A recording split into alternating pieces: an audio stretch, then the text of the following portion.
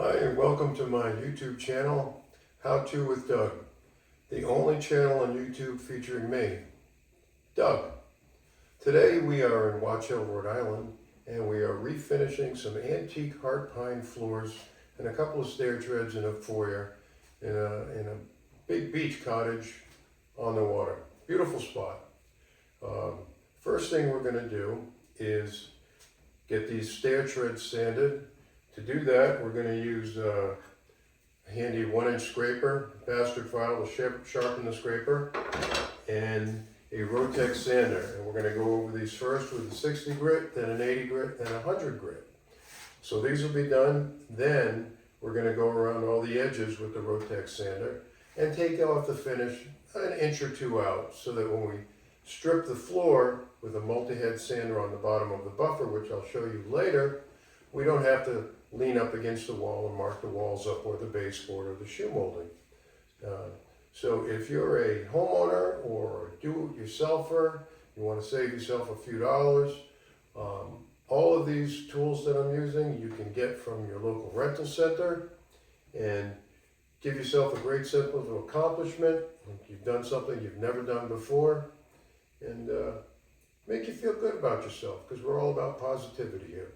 So first thing we're going to do is we are going to scrape the nosings and where the tread meets the riser, so that when we use the sander, we don't have to lean up against the riser here and here and mark that up. So follow me as we do that, and let's get started. So here we are doing the first step in the process, sanding down the stair treads. We're scraping the nosings and the back of the stair tread where it meets the riser, so that the Rotex sander, should it get too close to the riser, will leave a mark, and we don't want that.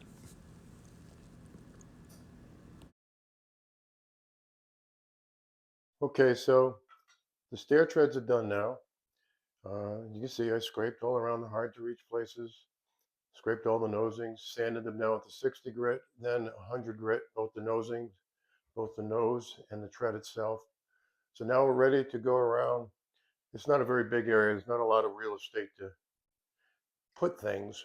So most of my tools are in a corner. And what we're going to do is try to get a couple inches out from the wall, the stairs, all the way around along the edges, with scraper in the corners and the Rotex sander. That way, when I take the finish off the floor with the multi-head sander, I won't have to go up against the walls or the nosings or anything and potentially damage that. So let's get started with that.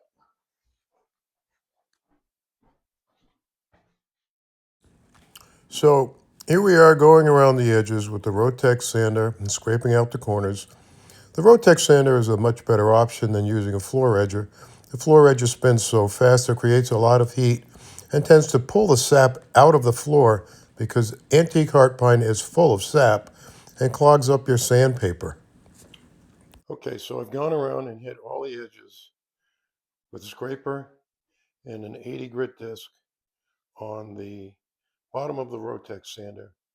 This way I don't have to get in real close to the walls with the multi-head sander, and I'm going to start using that right there with a 36 grit. Then I'm going to move up to a 50 grit to take out the machine marks from the 36, and so on up to 100 grit, which should be fine for a final sanding on this floor. So let's get started with that. So here I am removing the finish and the first layer of wood with the multi-head sander on the buffer and a 36 grit disc. This is the same as rough sanding with a belt sander with a 36 grit belt, only the belt sander creates much more heat because of the friction between the belt and the floor, which clogs up the sandpaper, and the multi-head sander moves much slower, so that heat is not created and the paper doesn't clog up as quickly. So here I am finishing up using the 36 grit disc on the bottom of the multi-head sander, after which I Swap those out for 50 grit discs, which are finer discs to take the machine marks out left by the 36 grit. Then swap out the 50 grit discs for 60 grit discs to take out the machine marks left by the 50. And repeating that process with the 80 grit disc and then with a 100 grit disc for my final sanding. Vacuum everything up real good, and we are ready to coat.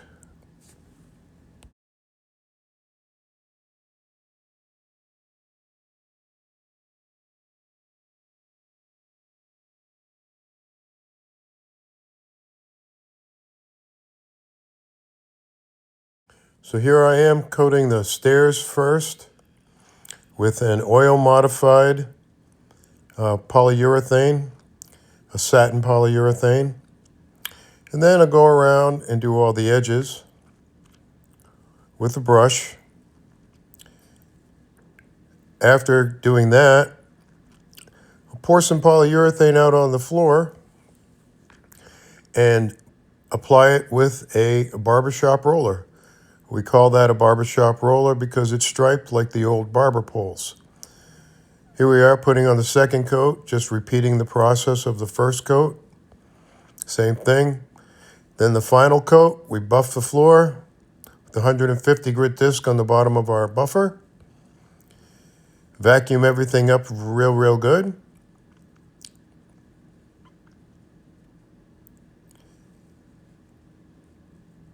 And repeat the process for coating the floor. Doing the stairs first. Brushing all the edges.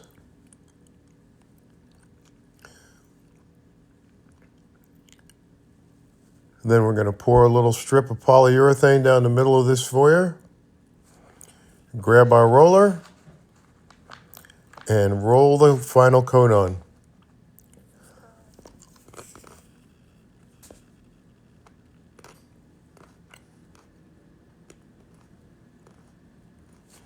And the final product.